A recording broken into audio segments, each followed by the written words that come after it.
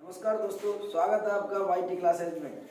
तो आज हम पढ़ेंगे वनों का संरक्षण राजस्थान में पहले कब स्टार्ट हुआ, किसने स्टार्ट किया, वह कहाँ से शुरू हुआ, इन सब के बारे में, वनों के संरक्षण की पहल के बारे में पढ़ेंगे।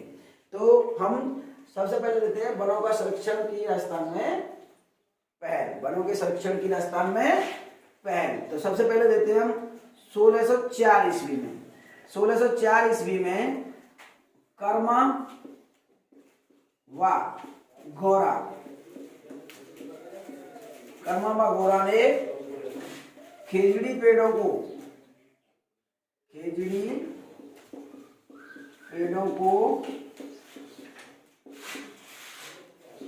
काटने से रोका। कहाँ रोका था? तो ये गांव है रामासड़ी गांव, ये गांव पड़ता है जोधपुर में। तो सबसे पहले पेड़ों को काटने से रोकने की पहल किसने, कहां पर हुई थी? जोधपुर ने की थी। जोधपुर में भी रामासड़ी गांव में। उसके बाद में आते हैं हम 12 सितंबर 1731 को। तो ये अमृता देवी वाली पहल है। अमृता देवी बिश्नोई। तो वह क्या था, उस समय तत्कालीन महाराजा अभय सिंह ने आदेश दिया कि महल के लिए इमारती लकड़ियों की आवश्यकता है। तो इमारती लकड़ियों के लिए तो आदेश दिया गया था हाकिम गिरधरदास भंडारी को। इससे कहा गया था कि भाई लकड़ी लेकर आओ। तो ये गया, ये आ जाता है यहाँ पे अपने अमृता देवी के गांव में आ जाता है साहब, खेजड़ी गांव में। कहा जाता है? खेजड़ी गांव में। तो खेजड़ी गांव में ये मतलब खेजड़ी के वृक्षों को काटने की कोशिश करता है। तो वहां पे अमृता देवी आ जाती है। तो अमृता देवी इसको मना करती है पेड़ों को काटने से। तो ये राजा के पास में जाता है, बोलता है कि भाई ये तो मना कर रहे हैं। तो राजा आदेश दे देता है कि अगर नहीं काटने देते तो फिर मतलब जो आते हैं उनको सबको देखो। तो इन्होंने किया था, अमृता देवी ने अपने 363 व्यक्तियों के साथ ये खेजड़ी वृक्षों से लिपट गई। तो फिर राजा का आदेश था, तो हाकिमदास गिरधर भंडारी ने इनको कटवा दिया। तो इनके साथ जो मतलब पुरुष थे, तो 294 पुरुष थे और 69 महिलाएं थी। 69 महिला। और ये उस समय तत्कालीन महाराजा अभय सिंह ने आदेश दिया था। अभय सिंह महाराजा ने आदेश दिया था। किसको आदेश दिया था?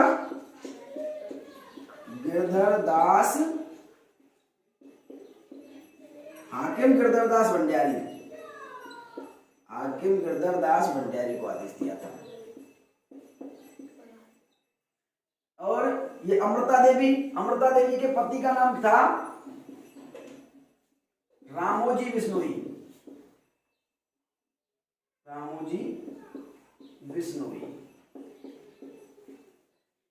ये अमृता देवी के पति का नाम था। इसके साथ में अमृता देवी बिश्नोई के साथ में इसके पति तो मतलब पेड़ों से लिपटे ही थे, इनकी 3 पुत्रियां भी लिपटी थी। 3 पुत्रियां। और वे कौन कौन सी थी? नाम थे उनके आसू, भागु और रत्नी। कभी कभी एग्जाम में यहाँ से प्रश्न पूछ लेता है कि एक तो पूछेगा कि मतलब अमृता देवी ने बलिदान कब किया था? तो 17 सितंबर 1731 को। 17 सितंबर 1731 को बलिदान किया था। 12 सितंबर 1731 को किया था। पर उसके बाद में ये पूछेगा कि उस समय कितने व्यक्तियों ने बलिदान किया था? तो इसमें आ जाएगा अपना 363। अब उसमें बाई चांस डिटेल में जाता है तो नहीं, तो यहां तक ही प्रश्न पूछेगा, पर डिटेल में जाता है तो कितने पुरुषों ने और कितने स्त्रियों ने? तो 294 पुरुष और 69 स्त्रियों ने बलिदान किया था। तब इनके मतलब अमृता देवी के पति का नाम क्या था? तो पति का नाम था रामोजी बिश्नोई। और इनकी पुत्रियां, इनकी 3 पुत्रियां थी, यानी कि पूरा पूरा परिवार ही स्वाहा हो गया था इसमें। तो फिर पुत्रियों का नाम था आंसू, भागु और रत्नी। ये तीनों लड़कियां थी, ये तीनों, और एक 4 और एक 5, पांचों जने वृक्षों से लिपट के मारे गई।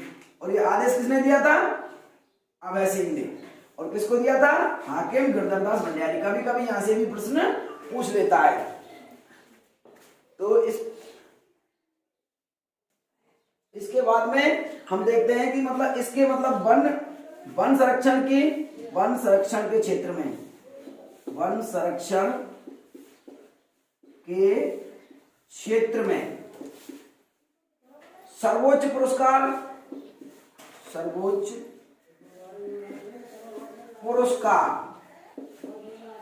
तो वन संरक्षण के क्षेत्र में सर्वोच्च पुरस्कार है जो अमृता देवी पुरस्कार ही है। अमृता देवी पुरस्कार ही है। वन संरक्षण के क्षेत्र में दिया जाने वाला पुरस्कार जो सर्वोच्च पुरस्कार है, अमृता देवी बिश्नोई पुरस्कार ही है। तो इस पुरस्कार में 2 प्रकार से राशि मिलती है। एक तो जो पर्यावरण के क्षेत्र में पूरी संस्था काम कर रही है उसके लिए पुरस्कार दिया जाता है। एक कोई खास व्यक्ति कर रहा है उसके लिए पुरस्कार दिया जाता है। तो एक पूरी संस्था करती है तो संस्था के लिए कितना पुरस्कार दिया जाता है? वन संरक्षण के क्षेत्र में, वन संरक्षण के क्षेत्र में संस्था को कितना रुपया दिया जाता है? जैसे पूरी टीम के रूप में काम कर रहे हैं हम, तो टीम के रूप में काम कर रहे हैं तो हमारे पर्यावरण के क्षेत्र में पूरी टीम के रूप में काम करने को दिए जाएंगे पैसे। मान लिए 1 लाख रुपया और प्रशस्ति पत्र,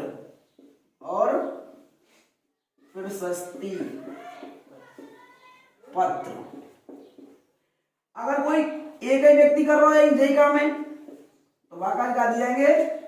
50,000 रुपया और प्रशस्ति पत्र,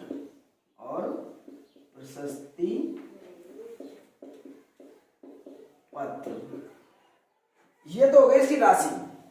अब इसकी ये जो मतलब पुरस्कार है, अमृता देवी बिश्नोई पुरस्कार है जो इसी के इस बलिदान को याद करने के लिए इसी पुरस्कार का नाम रखा गया। क्या पता कि आने वाली पीढ़ियां इस नाम को भूल जाए, तो इस नाम को याद रखने के लिए अमृता देवी पुरस्कार चलाया सरकार ने। वनों की रक्षा करते हैं तो वनों की रक्षा के क्षेत्र में, वनों के संरक्षण के क्षेत्र में हम पुरस्कार प्राप्त करते हैं। वो पुरस्कार का नाम है अमृता देवी पुरस्कार। सर्वोच्च पुरस्कार है, मतलब सबसे ऊंचा पुरस्कार है वन संरक्षण के क्षेत्र में। तो इसके बाद में एक यहाँ पे मेला भी लगता है, खेजड़ली मेला। यहाँ पे एक मेला भी लगता है, खेजड़ली मेला, जोधपुर में खेजड़ली मेला भी पड़ता है यहाँ पे।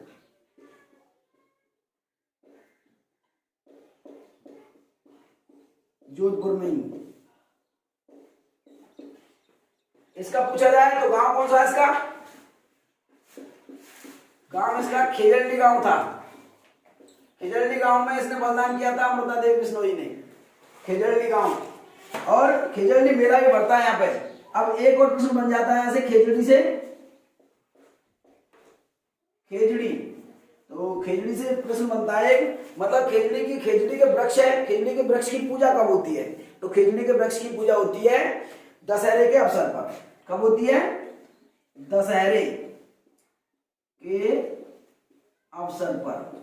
दशहरे के अवसर पर खेजड़ी की पूजा होती है और नीलकंठ के दर्शन करना शुभ माना जाता है। नीलकंठ पक्षी है ना, उसके दर्शन करना शुभ मानते हैं।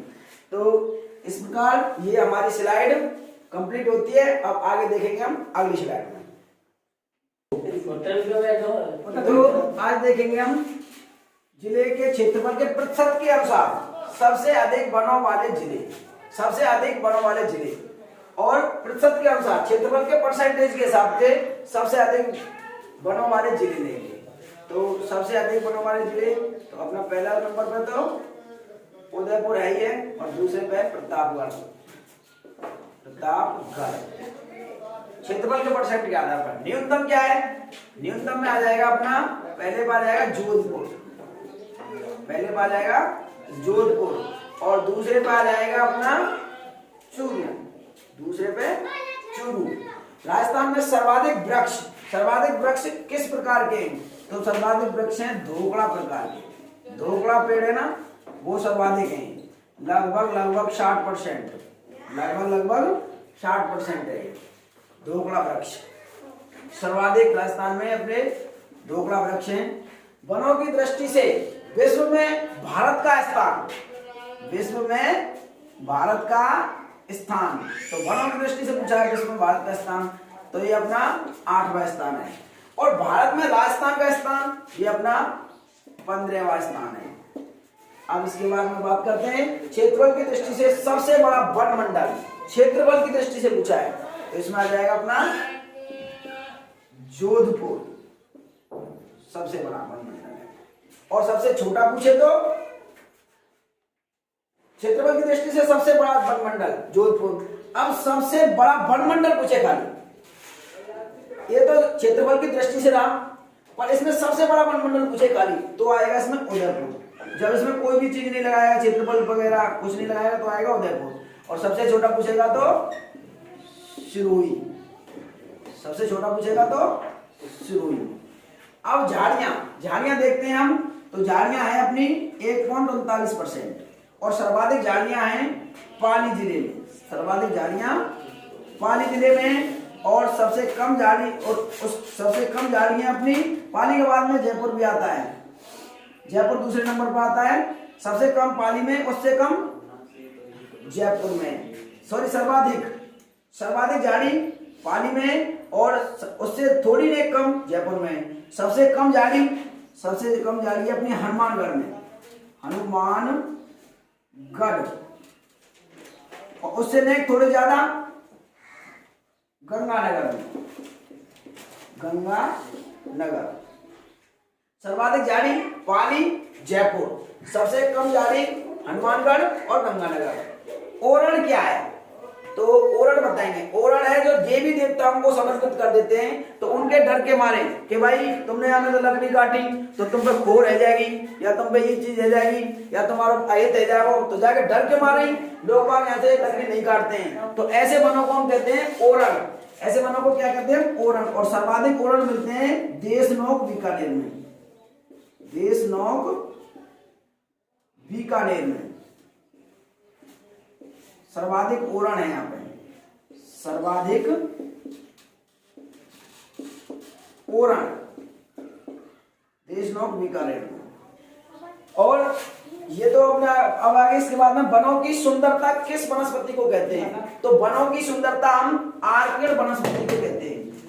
आर्किड नाम की वनस्पति है, उसको हम वनों की सुंदरता कहते हैं, the beauty of the forest, beauty of the forest.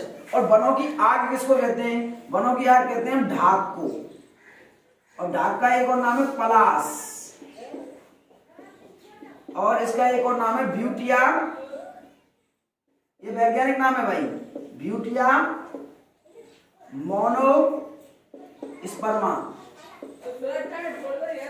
Butea monosperma, ये इसका वैज्ञानिक नाम है। इसको जंगल की आग क्यों कहते हैं, कि इसमें लाल रंग का फूल आता है, और लाल रंग का फूल जब दूर से हम देखते हैं तो ऐसा लगता है कि कहीं आग की ज्वालाएं उठ रही हैं, कहीं आग की ज्वालाएं उठ रही हैं, तो ऐसा लगता है कि ये माना कि आग लग गई है, तो इसको हम जंगल की आग कहते हैं। किस वृक्ष को, ढाक या पलास या ब्यूटिया मोनोस्पर्मा।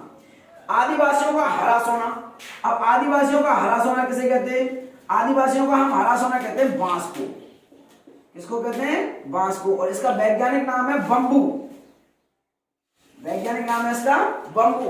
एक खास बात और है, इसमें पूरे जीवन काल में एक बार 48 साल में फूल आता है, 48 साल में फूल आता है इसमें, और इसका जीवन काल समाप्त हो जाता है, मतलब 48 साल में फूल आता है इसमें बांस में।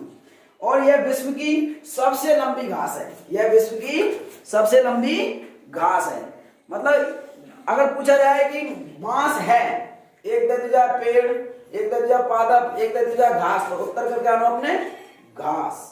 काकर का नाम है, घास। बम्बू यानी बांस है जो घास है।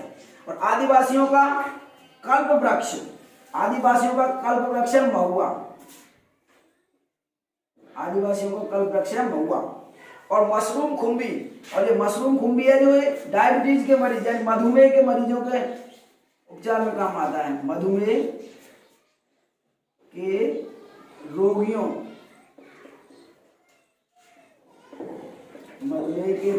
के लिए लाभदायक है।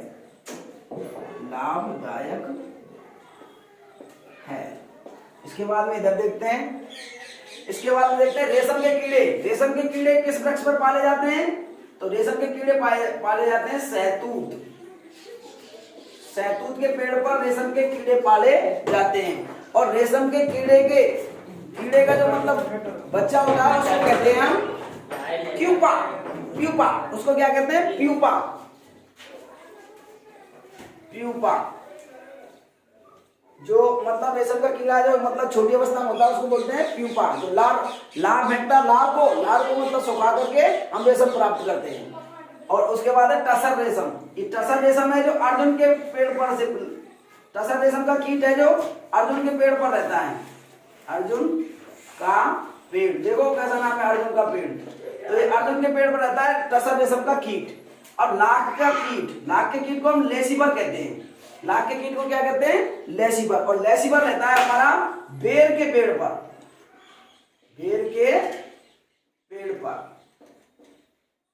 इसके बाद में बीड़ी उद्योग तेंदू के पत्तों से बनाते हैं। बीड़ी कैसे बना भाई?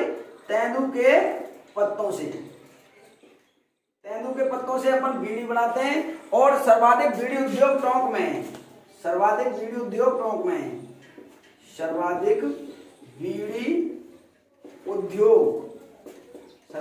उद्योग है टोंक में। और इस उद्योग में सर्वाधिक महिलाएं काम करती हैं। सर्वाधिक महिला काम करती है इस उद्योग में, बीड़ी उद्योग में। और इस पे तेंदू के पत्ते पे एक अधिनियम भी आ गया है। 1974 में सरकार ने इस पर एक अधिनियम बनाया है। सरकार ने बीड़ी के तेंदू के पत्ते पर अधिनियम बनाया है। तेंदू के पत्ते पर अधिनियम बनाया है।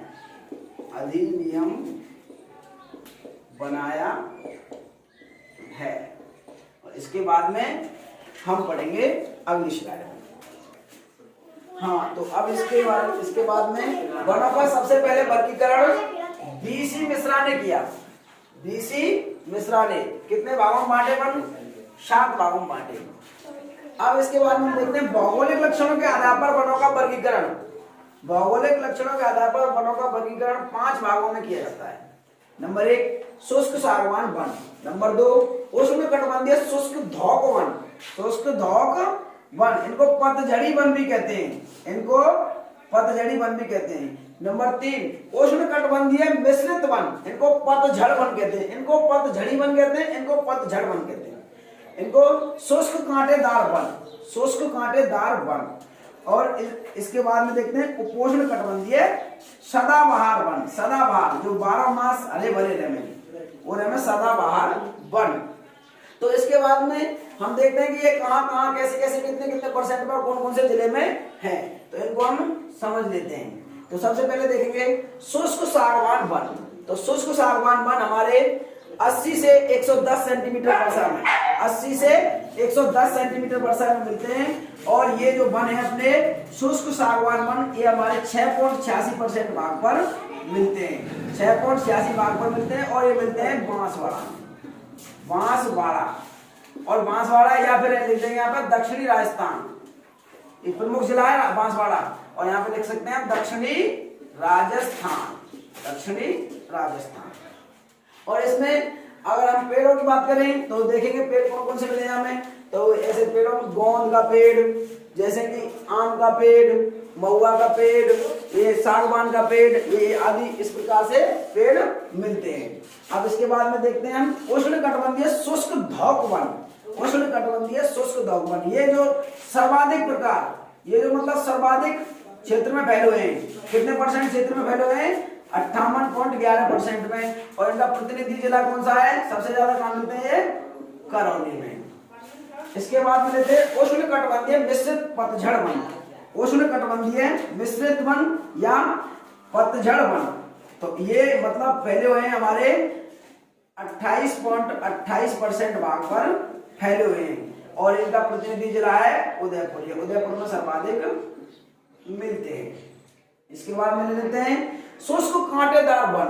तो शुष्क कांटेदार वन है अपने, ये मिलते हैं भाई 6.26% एरिया में मिलते हैं और ये सर्वाधिक मिलते हैं पश्चिमी राजस्थान में, पश्चिमी राजस्थान में, और ये पश्चिमी राजस्थान में मिलते हैं। और इनको देखते हैं तो ये होते हैं कि शुष्क कांटेदार वन। तो शुष्क कांटेदार वन हम देते हैं, तो शुष्क कांटेदार वनों में देखते हैं कि इनमें मतलब क्या है कि पानी की मात्रा कम होती है वहां पे, तो इसमें कांटे निकल आते हैं, जैसे नागफनी अपना ग्वारपाठा वगैरह, ये इस प्रकार के वृक्ष यहाँ पे मिलते हैं, यानी कि झाड़ियां मिलते हैं, झाड़ियों के रूप में ये वृक्ष मिलते हैं। इसके बाद मिलते हैं उपोष्ण कटिबंधीय सदाबहार वन।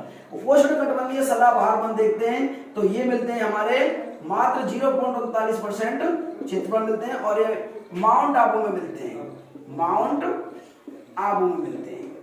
और इसके बारे में उनकी वर्षा की बात करें तो इसमें वर्षा हो जाएगी अपनी 80 से 110 सेंटीमीटर के इर्द गिर्द। इसमें वर्षा हो जाती है अपनी 50 से 80 सेंटीमीटर के इर्द गिर्द। इसमें वर्षा लेते हैं तो इसमें वर्षा हो जाएगी अपनी 80 से 100 सेंटीमीटर के इर्द गिर्द।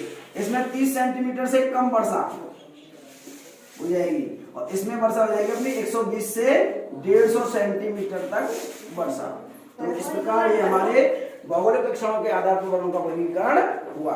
इसके बाद अगली स्लाइड, इसके बाद में देखते हैं प्रशासनिक दृष्टि से वनों का वर्गीकरण।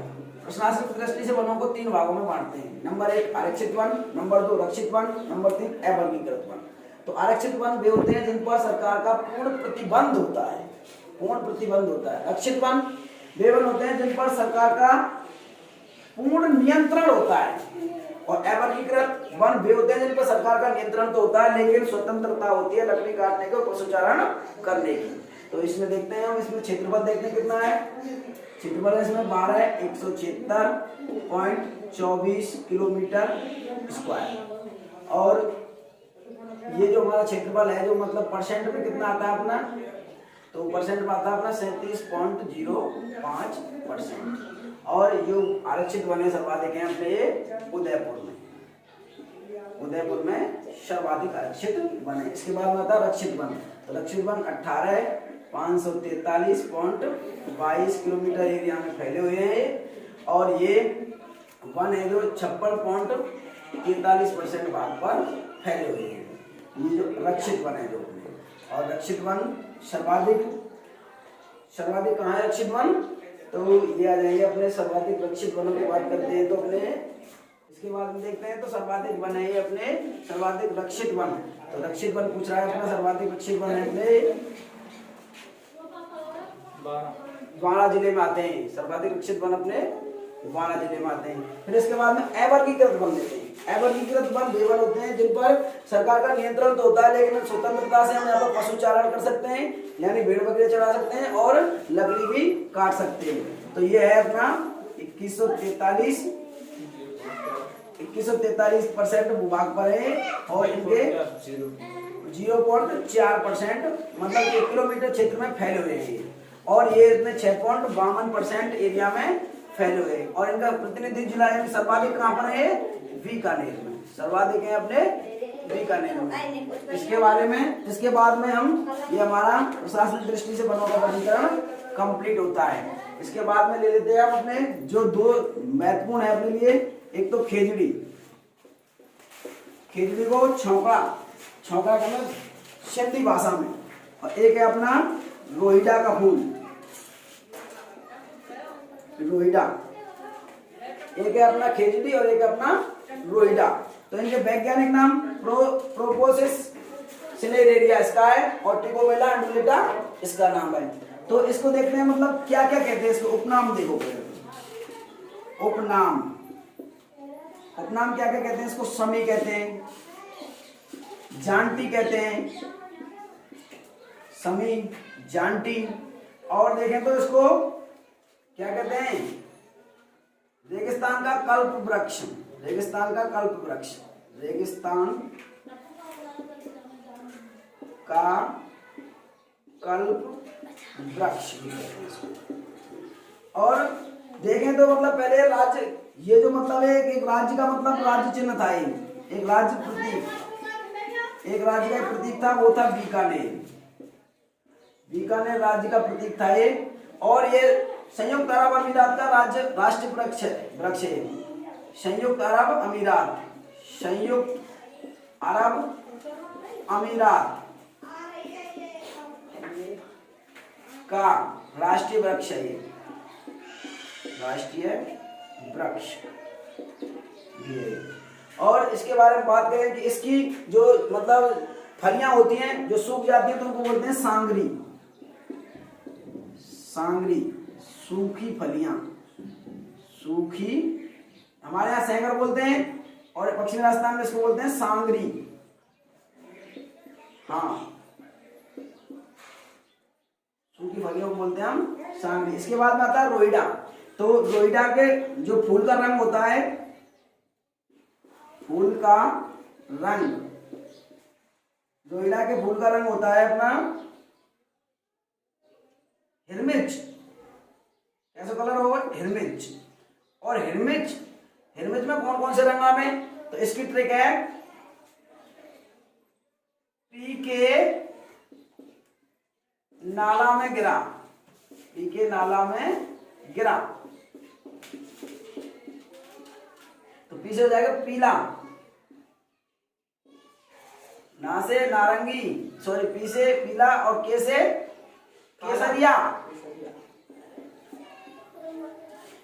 ना से नारंगी और ला से लाल।